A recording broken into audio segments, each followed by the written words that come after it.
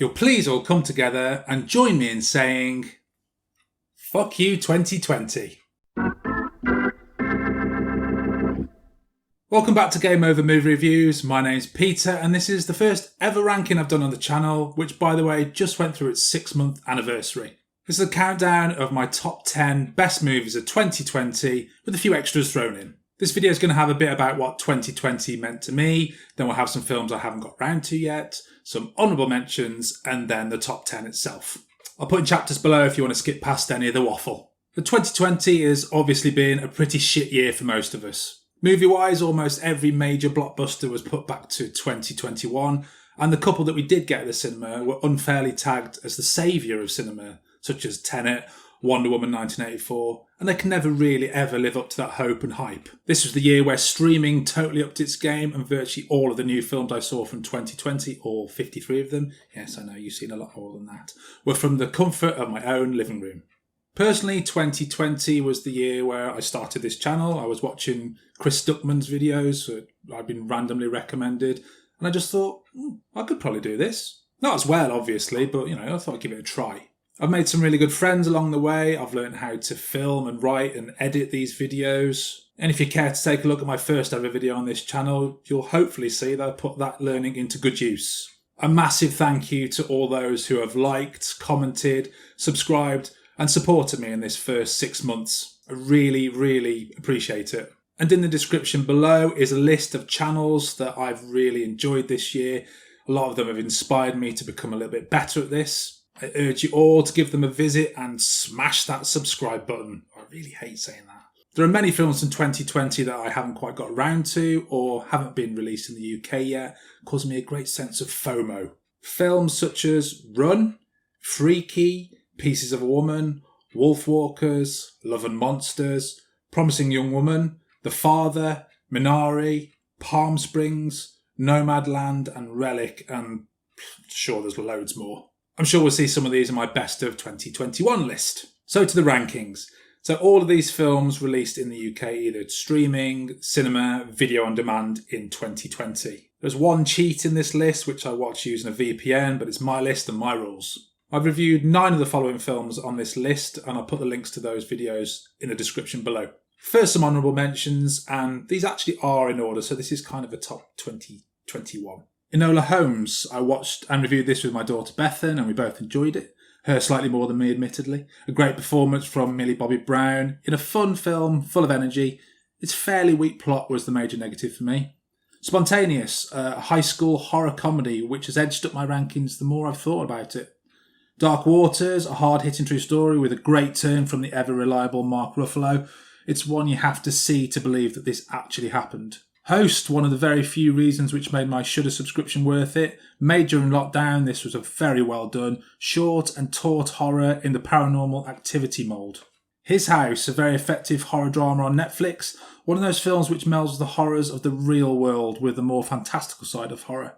Colour Out of Space, a vivid and striking sci-fi body horror with yet another standout and obviously batshit performance from Nicolas Cage. The Invisible Man, Elizabeth Moss excels in Lee Whannell's superbly made horror, has a real feel of classic 90s horror, minus the cheese, a sense of familiarity, and a predictable ending stopped it from climbing higher in my list. 1917, a fantastic technical feat and a film you could rarely look away from, where the one-shot trickery was always centre stage, but could often push the story and characters into the background. Tenet, not one of my favourite Nolan films, but despite its numerous faults, the sound, the plots, this was an incredible film to watch and just take in. The Wolf of Snow Hollow, a very original modern werewolf film, part horror, part comedy, part drama. Jim Cummings manages to cram in a huge amount into a very tight run time. And finally, The Lighthouse, just pushed out of my top 10 at the last minute. 2 absolutely electric performances and a beautifully shot film which totally grabbed me from start to finish. I recommend checking all of these out if you haven't seen them yet. So here we go, onto my top 10 movies of 2020. Number 10, Onward. This was the last film I saw at the cinema before COVID first started to kick off in March, which somehow feels like 3 years ago. This is my favourite Pixar film and it does take quite a long time to get going, but Tom Holland and Chris Pratt are perfect as the Lightfoot brothers and they gave this film a huge amount of heart. It's one of the more simple Pixar films of recent years, but sometimes there's nothing wrong with going back to basics and just telling a simple story well. I feel this film is a little underappreciated, probably because it's not an Up or an Inside Out. But Onward is a great deal of fun, moves at a great pace after that first slightly slow 20 minutes, and has a final 20 minutes which absolutely sticks every emotional thread which it set up. And spoiler alert, it's not the only Pixar film in this top 10. Number 9, Collective, an incredibly hard-hitting Romanian documentary which begins as a journalistic expose on why so many people died of their seemingly non-lethal injuries after a nightclub fire which killed 27 people. It then descends into a scandal which is barely believable, a corrupt health system hand in hand with a corrupt government which are equally complicit in the deaths of many people. And that's not even the end of the story. You'll struggle to believe that this kind of thing still happens in the modern world. Like all the best documentaries of this type, Collective made me very angry indeed.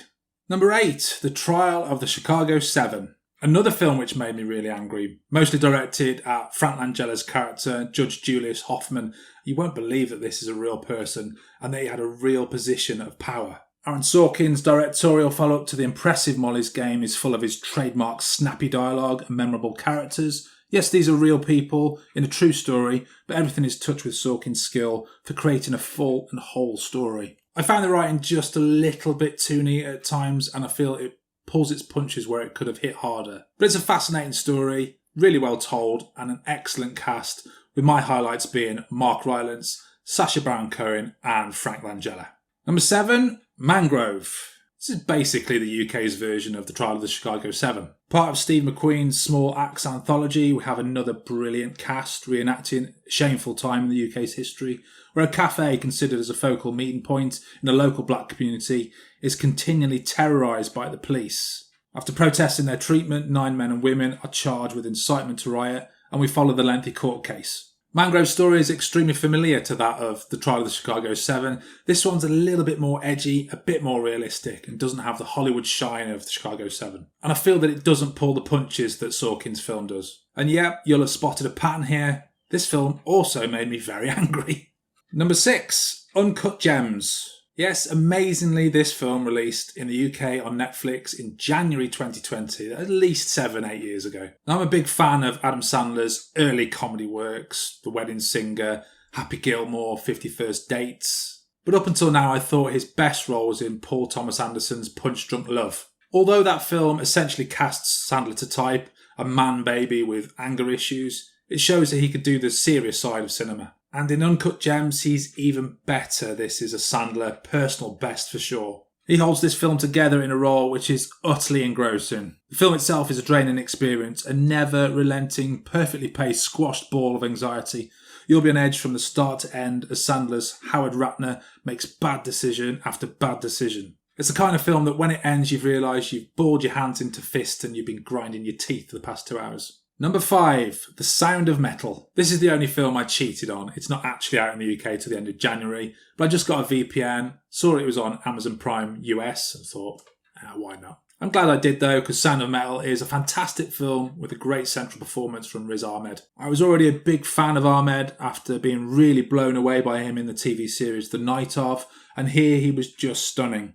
Supported by 2 great performances from Paul Raci, I still don't know how to say that name, and Olivia Cook. The film is a very moving exploration of how this character, who has a history of addiction, copes with suddenly losing his hearing. This character is forced to question what are the most important facts of his life, and through a pitch-perfect ending, probably my favourite of 2020, it'll make you ponder that exact same question. It also has easily the best sound design of 2020 or 2021, depending on when you watch this. Number 4, Mank.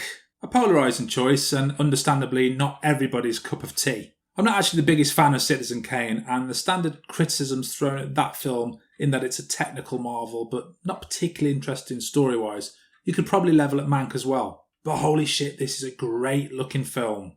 David Fincher's direction is impeccable as ever, but a lot of credit also needs to go to Eric Messerschmidt for his incredible cinematography. The cast is universally excellent too. Gary Oldman, Amanda Seyfried, Lily Collins and Charles Dance are all great. Jack Fincher's script is absolutely beautiful too. The dialogue is just a pleasure to listen to. This may drop down in my evaluation after a second watch due to that fairly weak plot and story, but for now, it's my number 4 of 2020.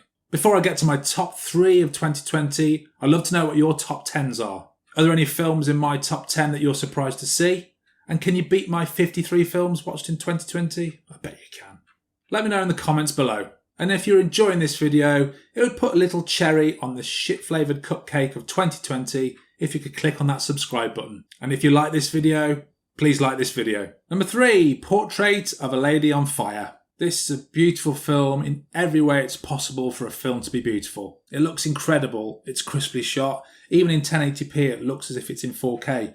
The colour palette is really rich, lots of green, blues and reds, which really do pop without ever looking garish. The simple story of a painter hired to paint a portrait in secret of someone who does not wish to have their portrait taken is surprisingly engaging, especially coupled with the love story it becomes. The script is really simple but sharp. It's a great piece of less is more writing, and it never falls into any of the stereotypes of your typical romantic drama. It all feels incredibly real. The two leads are utterly captivating too. You'll go through all the emotions they have and just will them to succeed. I love this film. Number 2, Soul. Pixar have done it again. It's Pixar, so you know it's going to look incredible, but what I wasn't expecting was how much visual creativity is on display in Soul.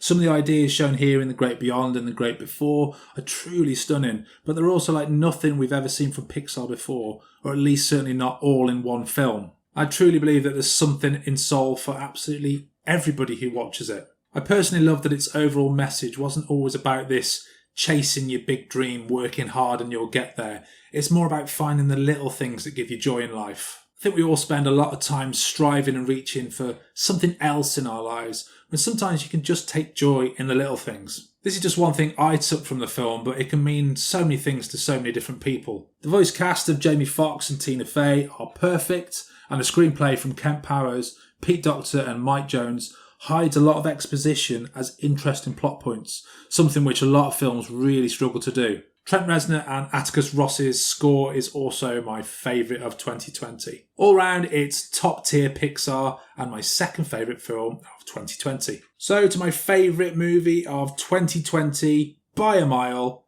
it's Bong Joon-ho's masterpiece, Parasite. This again feels like another film which came out 3 years ago, but apparently I saw this in February just 10 months ago. What a film. I've seen this a second time fairly recently, and it really pays to give it a second watch. Once you know that incredible, how the fuck did they come up with this plot, you can just take in how brilliantly shot and made this film is. The sequence where the family return home during a monsoon is a masterclass in how to frame and put together a sequence of shots. Each shot looks like a piece of art.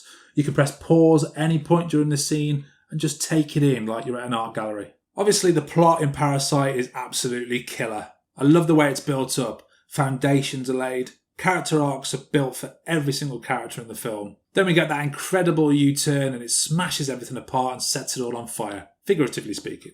Although, I love the tone of this film, which is in keeping with all of Bong Joon-ho's films. Satire, humour, darkness, and both the good and bad of humanity is laid bare for all to see. I love how it subverts the idea that the poor should be the underdogs striving for something, and that the rich people are the privileged and not deserved of their position. This film presents people, all of them feel full and real. Everyone has flaws. Everyone could be greedy and deceitful, no matter your place in society. It is a brilliant, brilliant film and fully deserved its Best Picture Oscar, despite what some might say. I'm sorry, if you won Best Foreign Film, you should automatically be invalid to even be qualified to win Best Picture. So that's it for 2020. 2021 better sort its shit out because I want to get to cinema more often, and I'll definitely be watching more than 53 films from 2021. Happy New Year to all, and thanks for watching. Game over, man. It's game over.